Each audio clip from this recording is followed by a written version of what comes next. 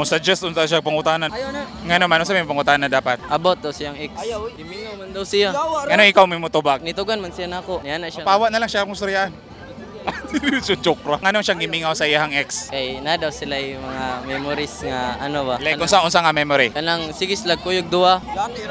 Napilapil ka na? Dili iya raw kita ganan. Bitaw nga nung gimingaw sa ex. Kano sa bade ay gibulagan? Wala oy. Last year. Siya lagi tanan no kabalo. Kay best friend biya mi. Ay siya na interview ay. Pero ikaw nakikikarelasyon wala? Naadagan. Wala. Kanang kag kuan ako tanan. Sige usa-usa. Taga Valencia, taga Bacong, taga Banilad, basta 5 ka buok. Sa nasakop niya tanan ng mga lungsod ug syudad diri sa Negros. Basta makita man ning naunga palayo na lang mo daan. Kay chick boy din eh. Dili, mamaak ra galit. Iro. Oh, ako na Katonga niya parking boy. Ano nga parking boy? Ana siya na mo ganina mamarking daw may para makasensilyo mi. Daga motor diyo oh. Sige, ato na mo, pamarking na mo. Nako siya. Sige, shout out. Shout out kong John Mark Remanoke og ni Jeremy Remanoke og Prince J Amorin. Shout out Park Lane Collective. Apa?